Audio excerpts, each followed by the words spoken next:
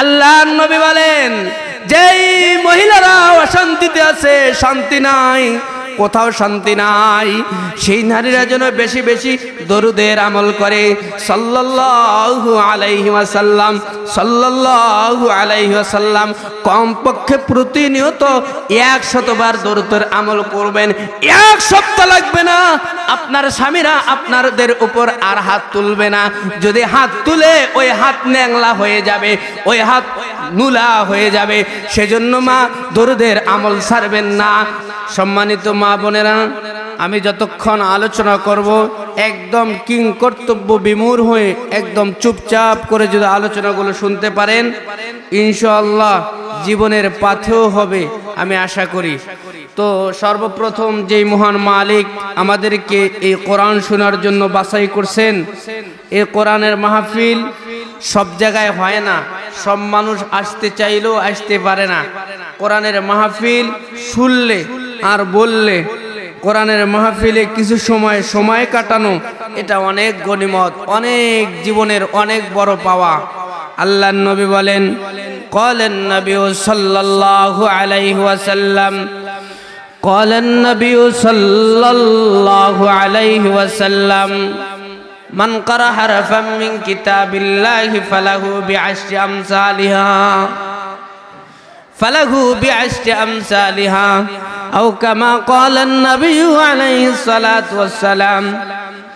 ইমামুল আম্বিয়া ফখরুল আলম হযরত মুহাম্মদুর রাসূলুল্লাহ সাল্লাল্লাহু আলাইহি ওয়াসাল্লাম বলেন, যখন কোন মানুষ কোরআনের মাহফিল শোনার জন্য বাহির থেকে বাইর হয়, বাড়ি থেকে এই কোরআনের মজমায় চলে আসে, আল্লাহর নবী বলেন, এক একটা অক্ষর যখন কোরআনের মাহফিলে এসে শুনে আর বলে, প্রত্যেকটা অক্ষরের বিনিময়ে রব্বুল আলামিন কমপক্ষে 10-10টি করে নেক দিয়ে দেয়। সুবহানাল্লাহ। 2 নাম্বার লাভ হলো, সম্মানিত মা বোনেরা আমার একটুখানি কান লাগান, 2 নাম্বার লাভ হলো, যতক্ষণ কোরআনের এই মঞ্চে আপনারা থাকবেন, রব্বুল আলামিন আপনাদের উপর রহমত বর্ষণ করতে থাকবে। 3 নম্বর, কোরআনের মাহফিলে যদি এসে কোরআন শুনতে পারেন, আমার নবী বলেন, কোন মা বোন যখন কোরআন শুনে, ওই মা বোনের পেট থেকে যেই সন্তানটা জন্মগ্রহণ করবে, রব্বুল আলামিন ওই সন্তানটাকে মেধাবী সন্তান বানায় দিবে। এই জন্য মা বোনেরা বেশি থেকে বেশি কোরআন শোনা দরকার। আজকে আমি খুতবা এবং দরুদ শরীফের পর বহুল পঠিত সূরাতুল আহজাবের একটি আয়াতে কারিমা তেলাওয়াত করেছি। রব্বুল আলামিন এই আয়াতের মধ্যে রসুলের বিবি, রসুলের স্ত্রীদের বিষয়ে আলোচনা করতেছেন। একদিন হুজুর আকরাম সাল্লাল্লাহু আলাইহি ওয়াসাল্লাম তেনার নিজের বাড়িতে বসে বসে আরাম ফরমাইতেছেন। তো একজন স্ত্রী এসে বলতেছে, ইয়া রাসূলুল্লাহ, ইয়া হাবিবাল্লাহ, ওগো আল্লাহর পয়গম্বর, ওগো আল্লাহর দোস্ত, আমরা আর কতদিন এভাবে অসহায় থাকবো? আমরা এই আর কতদিন গরিবিয়ত পালন করব, লালন করব? আমরা কতদিন ভালো করে খেতে পারবো না? আমরা কতদিন এই কষ্টে জীবন যাপন করব? তো আল্লাহর পয়গম্বর বিশ্ব নবী, রহমতে আলম নবী, সাইয়্যিদুল মুরসালিন নবী কোনো কিছু না বলে চুপ করে রইলেন। এমনি মুহূর্তে রব্বুল আলামিন সূরাতুল আহজাবের আমার পঠিত আয়াতখানা আল্লাহর পয়গম্বরের উপর নাজিল করে দিলেন। এই আয়াতের মধ্যে কি আছে? এই আয়াতের মধ্যে কত সুন্দর চমৎকার আলোচনা। রব্বুল আলামিন বলেন, ইয়া আইয়ুহান নাবিয়্যু কুল লি আজওয়াজিক ইন কুনতুন্না তুরিদিনাল হায়াতাদ দুনিয়া ওয়া যিনাতাহা ফাতাআলাইন উমাত্তিউকুন্না ওয়া উসাররিহুকুন্না সারাহান জামিলা। রব্বুল আলামিন বলেন, নবী গো, দোস্ত আমার, আপনি আপনার স্ত্রীদেরকে বলে দেন, যারা ইসলামের পক্ষে থাকবে, যারা নবীর পক্ষে থাকবে, তাদেরকে দুনিয়ায় অল্প সময়ের জন্য কষ্ট করতে হবে। দুনিয়ায় যদি অল্প সময় কষ্ট করে তওবা করে যেতে পারে, রব্বুল আলামিন এই দুনিয়ার সামান্য সময় পার করে যখন কবরে চলে আসবে, রব্বুল আলামিন তার কবরটা জান্নাতের বাগান বানায় দিবে। সুবহানাল্লাহ। সম্মানিত মা বোনেরা, গভীর মনোযোগ দিয়ে দেন। এইখানে একটা আমি কথা বলেছি, যে কথাটা হলো তওবা করতে হবে। যদি তওবা করতে পারেন, আমার আল্লাহ রব্বুল আলামিন জীবনের তামাম জিন্দেগির গুনাহ মাফ করে দিবে। এখানে হাজার হাজার মহিলা এসেছেন, আমি শুনেছি আফজাল ভাইয়ের কাছে আপনারা হাজার হাজার মানুষের সমাগম। এখানে এমন কোনো মানুষ নাই যেই মানুষটার কোনো পাপ নাই, কোনো গুনাহ নাই। এমন কোন আল্লাহর বান্দি নাই যেই মানুষটা প্রাপ্তবয়স্ক হয়েছেন তার কোনো পাপ নাই। সমস্ত মানুষের গুনাহ আছে, সমস্ত মানুষের পাপ আছে, সমস্ত মানুষ গুনাহগার। শুধুমাত্র কেবলমাত্র একমাত্র নবীরা ছাড়া, নবীরা কোনো গুনাহ করে না। নবীদেরকে রব্বুল আলামিন গুনার থেকে মাসুম রেখেছেন। সেজন্য আমাদের এই মাহফিল থেকে প্রথম মেসেজ, আমরা সকলেই গুনাহগার। গুনাহ থেকে বাঁচার জন্য সর্বপ্রথম তওবা করতে হবে।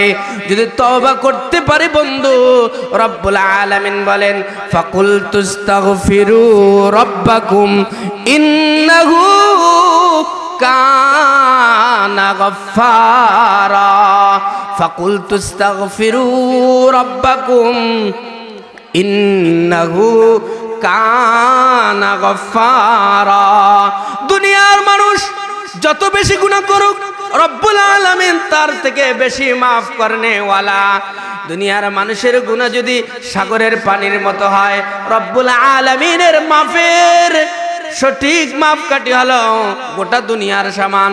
সম্মানিত মা বোনেরা আমার, একটুখানি কাল লাগান।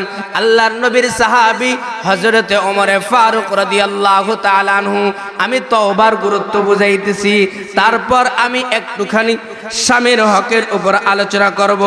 ও মুসলমান মা বোনেরা, আল্লাহর নবীর সাহাবী হযরত ওমর ফারুক রাদিয়াল্লাহু তাআলা আনহু রাস্তা দিয়ে যাইতেছে, রাস্তা দিয়ে চলতেছে, চলতে চলতে এমন একজন ব্যক্তির সাথে দেখা, যেই ব্যক্তিটা এমন জোরে জোরে কান্না করতেছে। কান্না দেখে হযরত ওমর ফারুক রাদিয়াল্লাহু তাআলা আনহুর চোখেও পানি চলে এসেছে। এমন আমাদের হয় বিভিন্ন জায়গায় বিভিন্ন সময় আমরা যাই, যখন যাই দেখি একটা বাড়িতে গেলাম, ওই বাড়িতে একজন কান্না করতেছে, ওর কান্না দেখে আমাদেরও কান্না চলে আসে।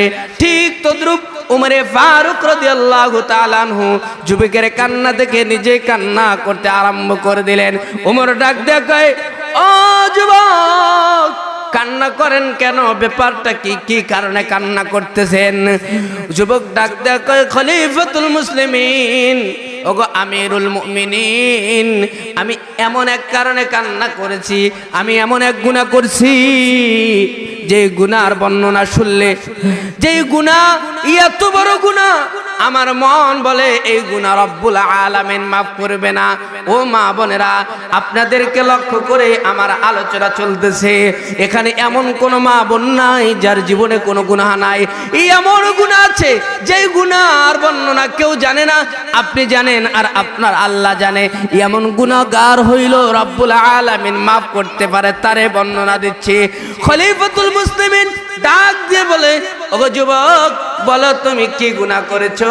যুবক ডাক দিয়ে কয়, আমি এত বড় গুনাহ করেছি যেই গুনাহ রব্বুল আলামিন মাফ করতে পারবে না।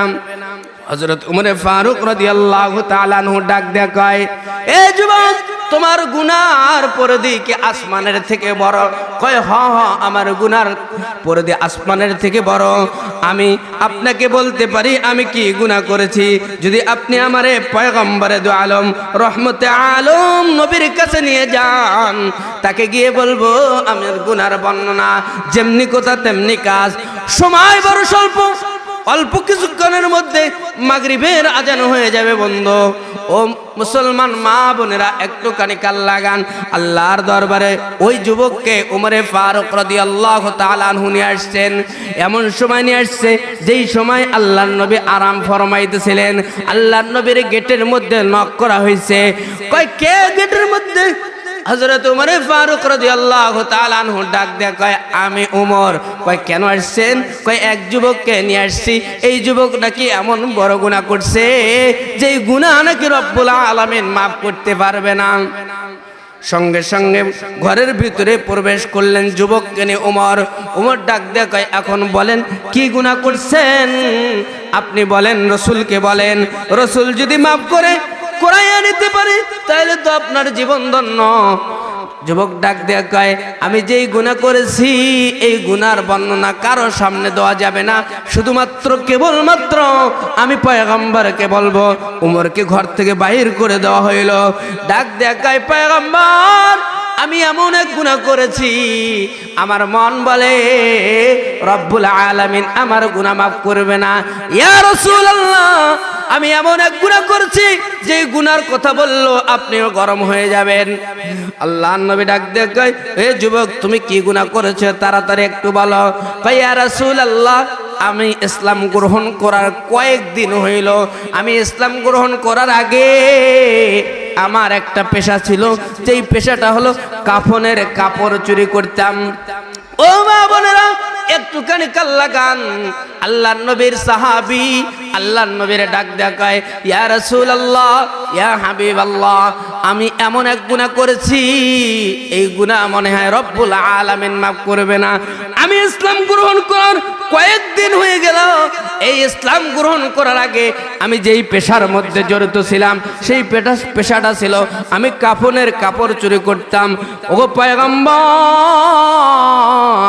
1 মাস হয়ে যায় আমি আর কাফনের কাপড় চুরি করি না, কিন্তু 2-3 দিন হয়ে গেল।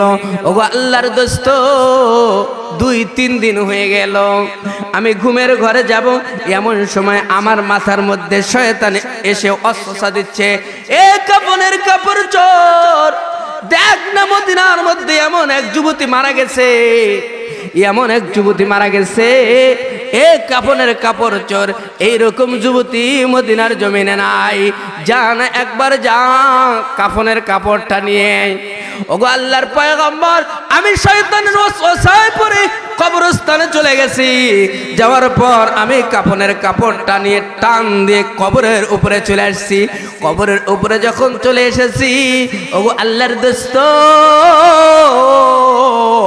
কবর থেকে কে যেন আমারে শয়তানে ওয়াসওয়াসা দেয়, এ মদিনার যুবক, কাফনের কাপড় চোর, কবরের মধ্যে একটু নজর দিয়ে দেখ, কবরের মধ্যে একটুখানি নজর দিয়ে দেখ, এইরকম মহিলা আরবের জমিনে আর নাই। তুমি তো কাফনের কাপড় নিয়ে যাচ্ছ, একবার দেখো, একবার দেখো যদি জেনা করা যায়। আল্লাহর নবীর সাহাবী ডাক দেখো, ইয়া রাসূলুল্লাহ, ইয়া হাবিবাল্লাহ, আমি কবরের দিকে লক্ষ্য করে দেখলাম এমন এক সুন্দর চেহারার যুবতী শুয়ে আছে। আমি আর কোনো চিন্তা ভাবনা করি নাই, আমি আর কোনো খেয়াল করি নাই। আমার বড় দেহটা ওই নারীর উপরে তুলে দিলাম। এক পর্যায়ে ওই লাশটার উপরে আমি জিনা করে ফেললাম। আল্লাহর নবীর এই বর্ণনা দিচ্ছেন। এই বর্ণনা দেওয়ার সাথে সাথে পয়গম্বর ডাক দেয়া কয়, মানুষ কি এত বড় গুনাহ করতে পারে? এই কথা বলতে দেরি যুবক জানে নবী যদি বলে মাফ করা হবে না, আর কোশ্চেন কালো মাফ হবে না। নবী যদি বলে তোমার গুনাহ রব্বুল আলামিন মাফ করবে না, আর কোশ্চেন কালো মাফ করা হবে না। যুবক যখন দেখছে পয়গম্বর তার দিক থেকে নজর সরায় নিয়েছে, আর দেরি করে নাই, যুবক একদম পাহাড়ের উপরে চলে গেছে। ও বন্ধু, ও সম্মানিতা মা বোনেরা আমার, আমি এই আলোচনাটা করতেছি আল্লাহর পয়গম্বরের সাহাবী কাফনের কাপড় চোর জিনাখোর তার গুনাহ রব্বুল আলামিন মাফ করবেন কি করবেন না, এই আলোচনাটা এখানে রাখলাম। এই আলোচনাটা ফিনিশিং দিতে 2 থেকে 3 মিনিট সময় লাগবে। তার আগে আমরা যারা এখানে মারা এসেছি, ও মারা একটুখানি কাল লাগান। আপনারা সকলে মা, আপনারা সকলে আমার বোন, আপনাদের প্রায় ম্যাক্সিমাম মা বোনদের স্বামী রয়েছে। ও মা, বিভিন্ন মাহফিলে যান, স্ত্রীর হকের উপর অনেক আলোচনা শুনেন। আজকে আমি কয়েকটি পয়েন্টে স্বামীর হকের উপর আলোচনা করব। যদি শুনে আমল করতে পারেন, দুনিয়াটা জান্নাতের বাগান, দুনিয়াতে মুক্তি পাবেন, আখিরাতে জান্নাতের মালিক হয়ে যাবেন। একটুখানি আস্তে বলুন সুবহানাল্লাহ। স্বামীর হক, স্বামীর হকের উপর আমি কয়েকটি কথা বলবো, তারপরে আখিরি মুনাজাত দিয়ে আজকের এই মাহফিলের সমাপ্তি ঘটে যাবে। স্বামীর 1 নম্বর হক, ও মা ও বোনেরা একটুখানি কাল লাগান। স্বামীর 1 নম্বর হক হলো স্বামীকে সময় দিতে হবে। স্বামীকে সময় দিতে হবে। আমাদের দেশের নারীরা অন্য মানুষদেরকে সময় দেয়, স্বামীদেরকে সময় দেয় না। ও মা বোনেরা একটুখানি কাল লাগান। স্বামীরে যদি সময় না দেন, কাল কিয়ামতের ময়দানে আপনি কিন্তু জাহান্নামে চলে যাবেন। সেজন্য রব্বুল আলামিনের পয়গম্বরের আদেশ, স্বামীদেরকে সময় দিতে হবে। স্বামীদেরকে বেশি বেশি সময় দিবেন। স্বামী বাজার থেকে আসছে, স্বামী কৃষি কাজে খেতে কাজ করে বাড়িতে আসছে, স্বামী চাকরি থেকে চলে আসছে বাড়িতে, আপনি স্বামীর কাছাকাছি থাকবেন, স্বামীরে সময় দিবেন।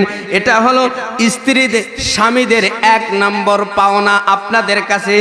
2 নম্বর পাওনা, স্বামীদের সাথে ভালো আচরণ করবেন, সুন্দর ব্যবহার করবেন। বিস্তারিত আলোচনা। সুন্দর ব্যবহার যদি করতে না পারেন মা, আপনি যদি মারা যান, আপনার স্বামী যদি বলে আপনি জাহান্নামে, আপনার স্বামী যদি বলে আমার স্ত্রী ভালো ছিল না, নবী বলেন ওই স্ত্রীটা আল্লাহর জাহান্নামে যাবে। সেজন্য মা ও বোন, আপনি আপনার স্বামীর সাথে ভালো সুন্দর আচরণ করবেন। 3 নম্বর স্বামীর হক, শরীয়ত সম্মত কাজে, শরীয়ত সম্মত কাজে অনুগত্য প্রদান করবেন।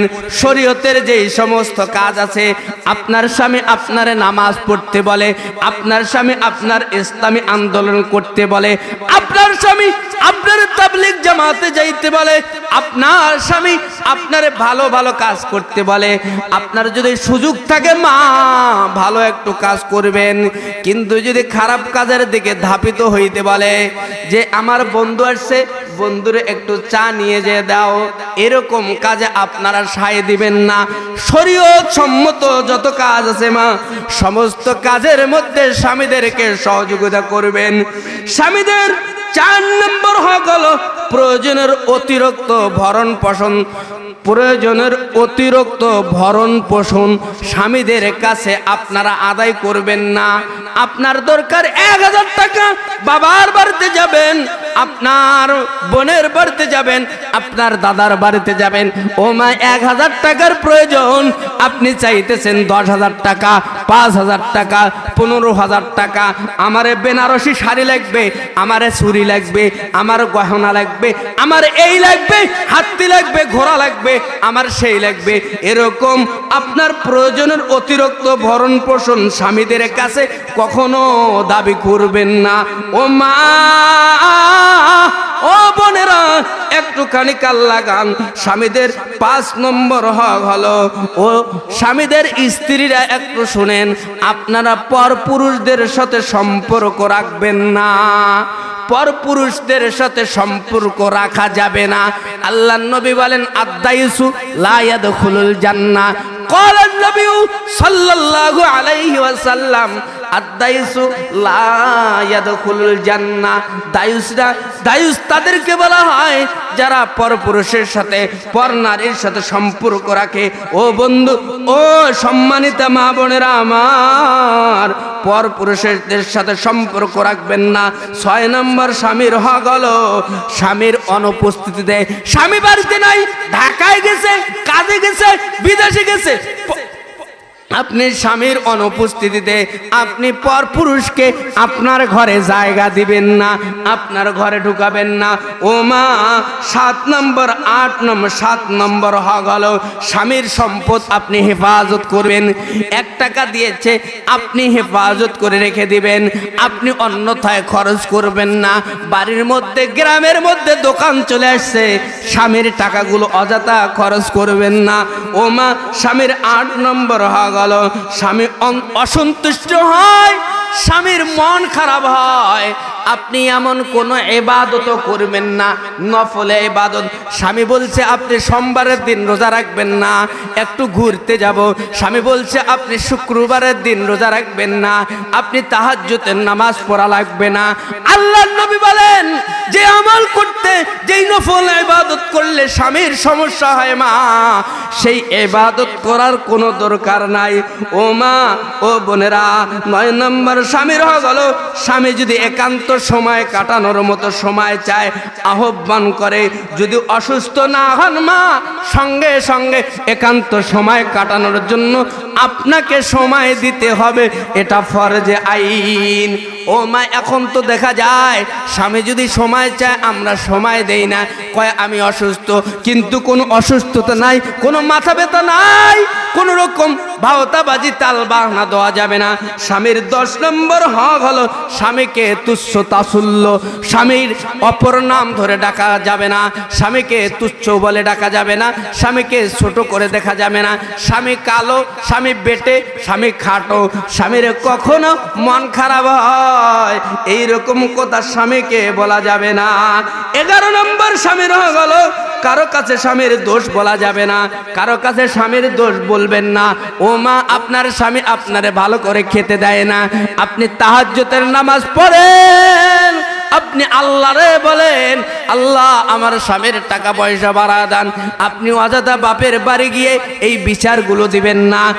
স্বামীর 12 নম্বর হক হলো স্বামীর পিতামাতাদেরকে ভালোবাসতে হবে, শ্বশুর শাশুড়কে ভালোবাসতে হবে। ও মা ও বোনেরা, আপনাদের মা বাবাকে যেরকম ভাবে আপনারা ভালোবাসেন, এইরকম একই রকম স্বামীর পিতামাতাদেরকেও ভালোবাসতে হবে। স্বামীর পিতামাতাদেরকে যদি আপনি ভালোবাসতে পারেন মা, রব্বুল আলামিন আপনাদের উপর রহমত নাজিল করবে। আল্লাহর নবী বলেন قال النبي صلى الله عليه وسلم رضا الرب برضا الوالدين وسخط الله بسخط الوالدين। পক্ষান্তর রব্বুল আলামিন পবিত্র কালামে মাজিদের মধ্যে আয়াত নাজিল করে দেন, ওয়াকাদা রাব্বুকা আল্লা তা'বুদু ইল্লা ইয়াহু ওয়া বিল ওয়ালিদাইনি ইহসানা।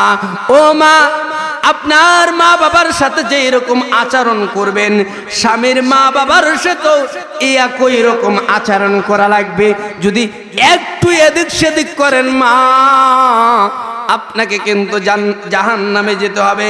স্বামীর 12 নম্বর হক হলো সন্তানদেরকে ভালোভাবে লালন পালন করতে হবে, যত্নবান হতে হবে। স্বামীর 13 নম্বর হক হলো সব সময় মা অপবিত্র হয়েছেন, উজু নাই, গোসল করেন নাই, আপনি সব সময় পবিত্রতা অর্জন করে থাকবেন, কোন সময়ের জন্য পবিত্রতা অর্জন থেকে আপনি বিমুখ না হন। স্বামীর 14 নম্বর হক হলো, ও মা ও বোনেরা, স্বামীর 14 নম্বর হক হলো, ও মা ও বোনেরা, পর্দায় থাকা লাগবে, এটা হলো স্বামীর হক। আল্লাহর নবী বলেন যেই মারা, যেই মহিলারা, যেই নিসারা 4 গুণে গুণান্বিত হবে, রব্বুল আলামিনের পয়গম্বর বলে যা ইচ্ছা জাহান্নামের যেই গেট থেকে ইচ্ছা, সেই গেট দিয়ে ও মা ও বোনেরা তোমরা কিন্তু প্রবেশ করতে পারবা, শুধুমাত্র কেবলমাত্র 4টি গুণে গুণান্বিত হতে হবে। 1 নম্বর গুণ, ক্বালান নবী সাল্লাল্লাহু আলাইহি ওয়াসাল্লাম আল মারআতু ইযা সাল্লাত খামসাহা ওয়া সামাত শাহরা ওয়া আহসানাত ফারজাহা ওয়া আতাআত বালাহা ফালতাদখুল মিন আইয়ি আবওয়াবিল জান্নাতি শাআত। 1 নম্বর, ও মা যখন নামাজের সময় হবে, ও ওয়াক্ত মতো নামাজ আদায় করবা, নামাজের মধ্যে কোনো গাফিলতি করবা না। জোহরের নামাজ আসরের সময় পড়লে চলবে না, আসরের নামাজ মাগরিবের সময় পড়া যাবে না, মাগরিবের নামাজ এশার সময় পড়লে হবে না। রব্বুল আলামিন পবিত্র কালামে ফুরকানের মধ্যে বলেন, ইন্নাস সালাতা কানাত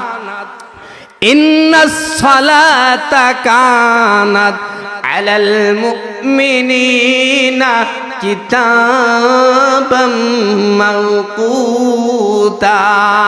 ও মা বোনেরা আমার, একটুখানি কান লাগায়া দেন। যখন আজান দেয় মুয়াজ্জিনে, আপনাদের কাজের পরিধি বেড়ে যায়, আপনাদের কাজ বেড়ে যায়, কিন্তু এই সমস্ত কাজ করা যাবে না। যখন আজান হবে সঙ্গে সঙ্গে নামাজ আদায় করে নেবেন। আজকের এই দিনের বেলার মাহফিল থেকে আপনাদের প্রতি আমি প্রধান মুফাসসির হিসেবে আমার মেসেজ হলো, ও মা, আপনারা যদি নামাজি হন মা, গ্রাম ভালো হয়ে যাবে। জামাত ইসলামের ভাইরা যে কাজ করতে পারে নাই, সরমনার বন্ধুগণ যে কাজ করতে পারে না, তাবলীগ জামাত, ইসলামী আন্দোলন, যত আন্দোলন আছে, সমস্ত আন্দোলনের মানুষগুলো যদি এক হয়ে যায়, সমস্ত আন্দোলনের মানুষগুলো যদি এক হয়ে কাজ করা শুরু করে দেয়, আর একটা গ্রামের মধ্যে একটা মহিলা যদি হক্কানি রব্বানি ভালো হয়ে যায়, গোটা গ্রামটা ভালো হয়ে যাবে। কিন্তু একটা ইসলামের আন্দোলনের আমির এই পরিমাণ মানুষকে ভালো বানাইতে পারে না যেই পরিমাণ একজন মা ভালো বানাইতে পারে।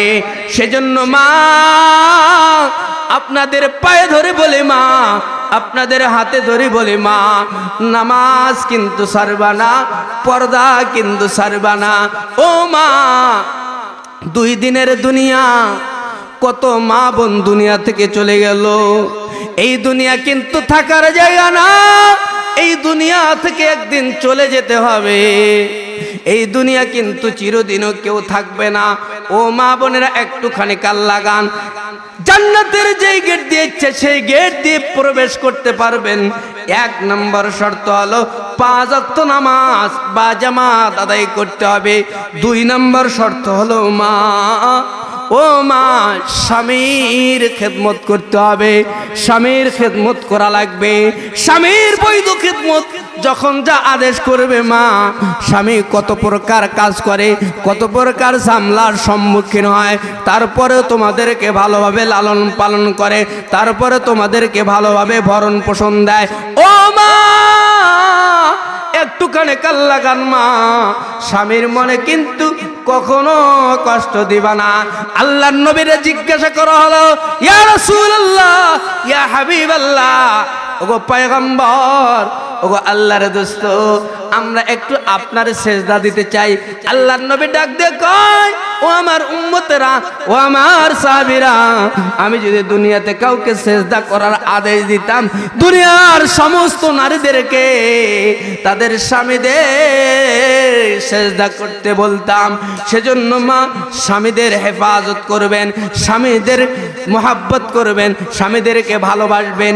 3 নম্বর শর্ত, ও মা, আমার আলোচনার শেষ মুহূর্তে মা কয়েকটি আমল দিয়ে যাব, যদি আমলগুলো করতে পারেন আপনারা ধন্য হয়ে যাবেন। 3 নম্বর শর্ত মা, লজ্জা স্থানের হেফাজত করবেন। আলমার আতু ইদা সাল্লাত খামসাহা ওয়া সামাত শাহরাহা ওয়া আহসানাত ফারজাহা ওয়া আতাআত বালাহা। ও মা, 4 নম্বর শর্ত হলো রমজান মাসে রোজা রাখবেন। এই 4টি শর্ত যদি পূরণ করতে পারেন মা, জান্নাতের যে দরজা দিয়ে ইচ্ছা সেই দরজা দিয়ে আপনি জান্নাতের মধ্যে প্রবেশ করবেন। একটু আস্তে আস্তে মনে মনে আবেগ দিয়ে বলুন সুবহানাল্লাহ। সম্মানিত মা বোনেরা আমার, সম্মানিত মা বোনেরা আমার, আল্লাহর নবীর সাহাবী, নাম তার হলো হযরত আলী। কয়েকটা আমল দিয়ে যায়। এখানে অনেক মা বোন আছেন যার বাচ্চা হয় না, যার স্বামী শুধু মারে আর মারে, যার সংসারে কোনো উন্নতি নাই। আমি 3টে আমল দিয়ে যাই। ও মা বোনেরা, মোবাইল থাকলে রেকর্ড করে নেবেন, যদি খাতা কলম নিয়ে আসেন একটুখানি লিখে নেবেন। আমি 3টি আমল দিয়ে যাই। 1 নম্বর আমল, যে সন্তানের, যে মা বোনের সন্তান হয় না, বিবাহ হওয়ার 10 বছর হইল, 12 বছর হইল, সংসার টিকে না মা, আল্লাহর কোরআনের আয়াত দিয়ে দলিল দিয়ে যায়।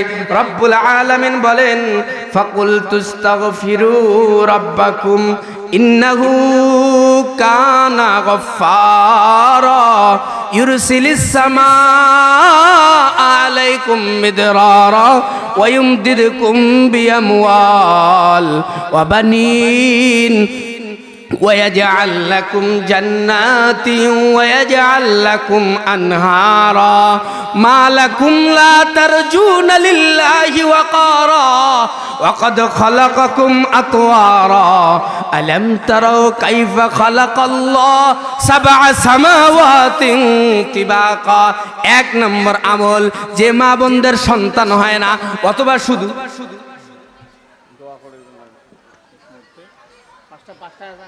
ও মা বোনেরা এক নম্বর আমল দিয়ে যাই মা ও মা বোনেরা এক নম্বর আমল হলো মা আপনারা সকালে 100 বার ইস্তিগফার পড়বেন আবার রাতের বেলা ঘুমের আগে 100 বার ইস্তিগফার পড়বেন এই আমলটা যদি করতে পারেন মা আপনাদের সন্তান নাই রব্বুল আলামিন অল্প দিনের মধ্যে আপনাদের সন্তানের মা বানায় দিবে শুধু ছেলে হইছে মেয়ে হয় নাই আপনারে মেয়ে দিয়ে দিবে শুধু মেয়ে আছে ছেলে হয় নাই আপনার রব্বুল আলামিন ছেলের মালিক বানায় দিবে ইস্তিগফারটা শুনে নেন আস্তাগফিরুল্লাহাল্লাযী লা ইলাহা ইল্লা হুয়াল হাইয়ুল কাইয়্যুম ওয়া আতুবু ইলাইহি লা হাওলা ওয়ালা কুওয়াতা ইল্লা বিল্লাহিল আলিয়্যিল আযীম এটা হলো এক নম্বর আমল ও মা যেই নারীদেরকে তেনাদের স্বামীরা শুধু মারে শুধু টর্চার করে বাবার বাড়ি থেকে এই আনতে বলে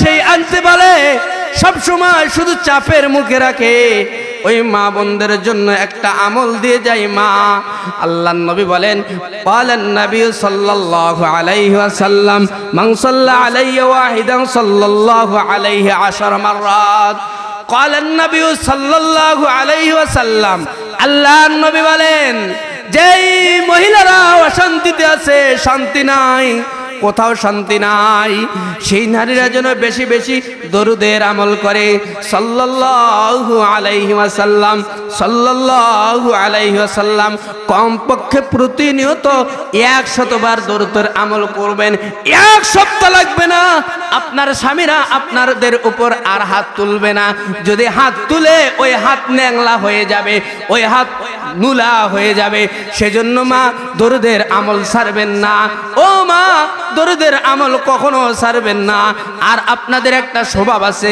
এই আমলগুলো কার্যকর হওয়ার জন্য একটি বদ অভ্যাস ছাড়তে হবে সেটি হলো আপনাদের গীবত করা যাবে না কোনো গীবত করবেন না কোনো চিকলখুরি করবেন না কোনো প্রকার গীবত করা যাবে না ও মা এর কথা ওকে লাগাবেন না এর কথা ওর কাছে বলবেন না স্বামীর কথা শ্বশুর বাড়িতে গিয়ে বলবেন না শ্বশুর বাড়ির কথা স্বামীর কাছে এসে বলবেন না ও মা এই গুণটা যদি অর্জন করতে পারেন মা আপনাদের স্বামীরা আপনাদের উপর আর টর্চার করবে না ও মা আরেকটা গুরুত্বপূর্ণ আমল দিয়ে যায় আল্লাহর নবীর সাহাবী হযরত আলী রাদিয়াল্লাহু তাআলা আনহুকে পয়গম্বরে দু আলম একদিন ডাক দিয়ে কয় ইয়া রাসূলুল্লাহ ইয়া হাবিবাল্লাহ পয়গম্বরে দু আলম আলী রে ডাক দিয়ে কয় ওগো আল্লাহর নবীর সাহাবী আমি একটা আমল দিতে চাই এই আমলটা দিয়ে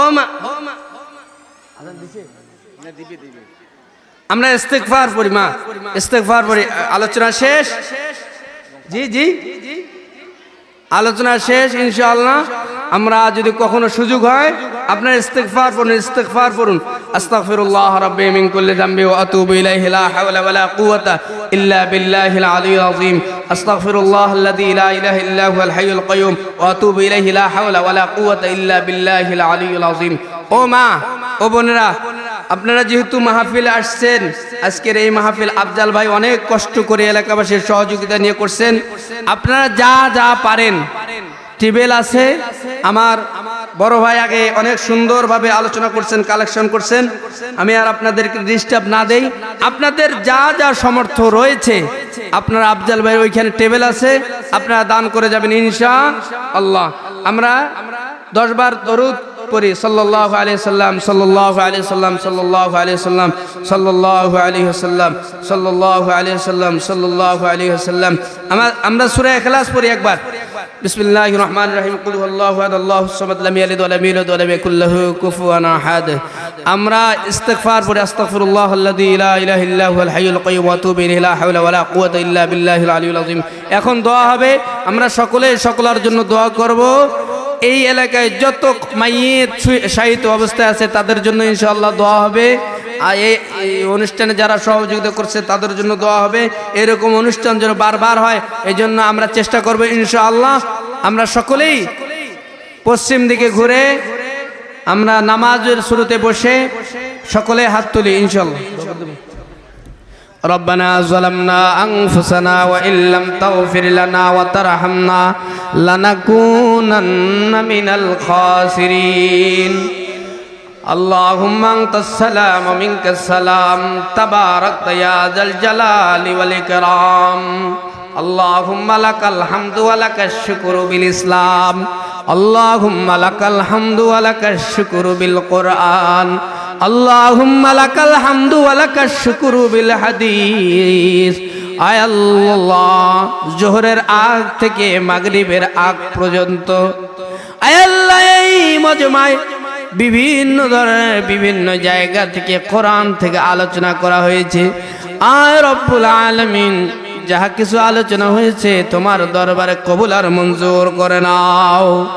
আয় আল্লাহ, আমরা যারা শরীক হইলাম, আলোচনা করলাম আর শুনলাম, রব্বুল আলামিন এই আলোচনার উপরে সবাইকে আমল করার তৌফিক দিয়ে দান রব্বুল আলামিন। আয় আল্লাহ, এই মজলিসের মধ্যে আমরা যারা বসছি এমন কোন মানুষ নাই যার আপনজন কবরে নাই।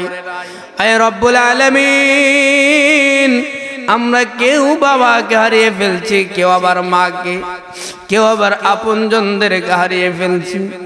আয় দয়ার মালিক, মেহেরবানি করে আমাদের আপনজনের কবরে আর সব পৌঁছায়া দাও, কবরগুলোর জান্নাতের বাগান বানা দাও।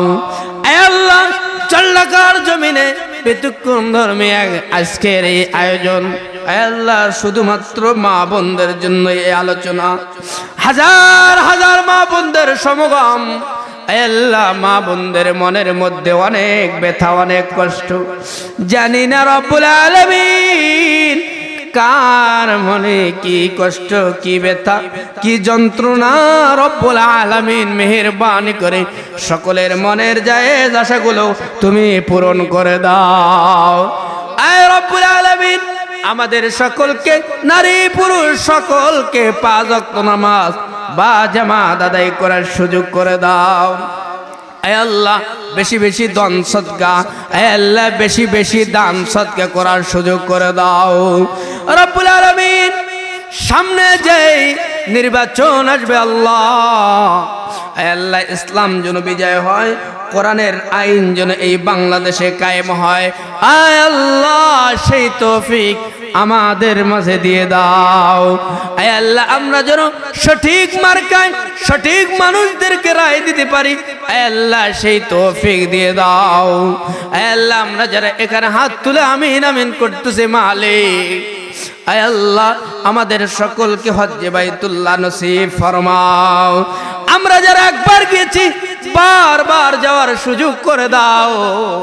আয় আল্লাহ, আমি কাবায় গিয়ে দেখেছি মালিক, ওখানে অনেক ছোট ছোট মানুষ, অনেক মানুষ সেখানে গিয়ে দেখেছি, অনেক মানুষের চোখ নাই, অন্ধ, অনেক মানুষের হাত নাই, তারাও কাবা চত্বরটা তোয়াফ করে।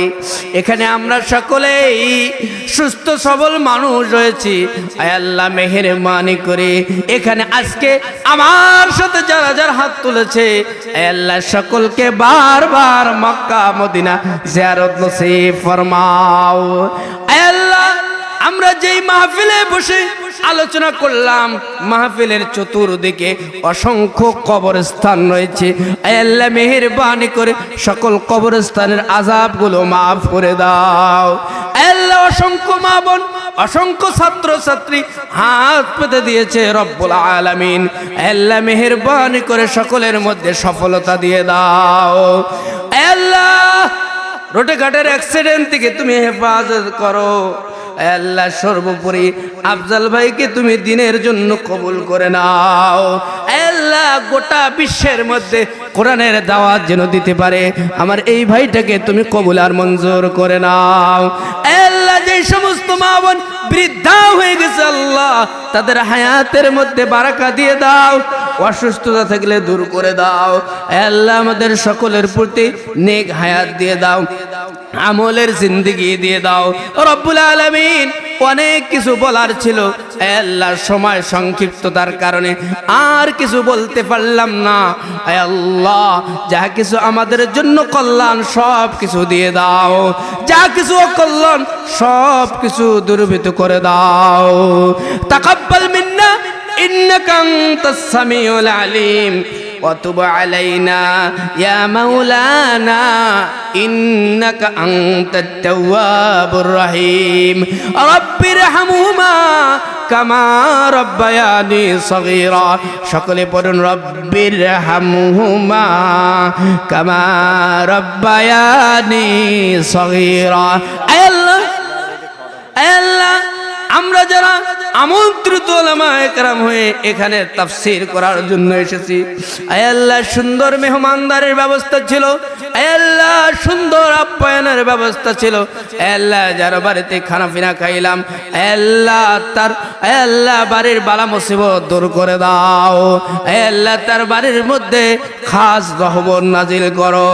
আয় রব্বুল আলামিন আমরা যেই মা বাবার কারণে সম্মানের আসনে আল্লাহ দিনের পর দিন যায়, রাতের পর রাত যায়, যে মা বাবা আমাদেরকে কষ্ট করে লেখাপড়া করাইছে, যেই শিক্ষকরা আমাদের পিছনে শ্রম দিয়েছে, আল্লাহ যেই স্যাররা আমাদেরকে লেখাপড়া করাইছে, কাল কিয়ামতের ময়দানে রব্বুল আলামিন তাদেরকে তুমি সম্মানের আসন দিও। দুনিয়াতে তুমি তাদেরকে মাফ করে দাও, মা বোনদেরকে সুস্থতা দিয়ে দাও। আল্লাহ পিতা মাতার খেদমত করার তৌফিক দিয়ে দাও, স্বামীর খেদমত করার সুযোগ করে দাও। আল্লাহ আমরা যারা স্বামী রয়েছে আল্লাহ আমাদেরকে আল্লাহ মা বোনদের সুন্দরভাবে ভরণ পোষণ দেওয়ার সুযোগ করে দাও। সুদ মুক্ত, ঋণ মুক্ত, আল্লাহ হারাম মুক্ত জীবন দিয়ে দাও। তাকাব্বাল মিন্না ইন্নাকা আনতাস সামিউল আলিম ওয়া তুব আলাইনা ইয়া মাওলানা ইন্নাকা আনতাত তাওয়াবুর রহিম।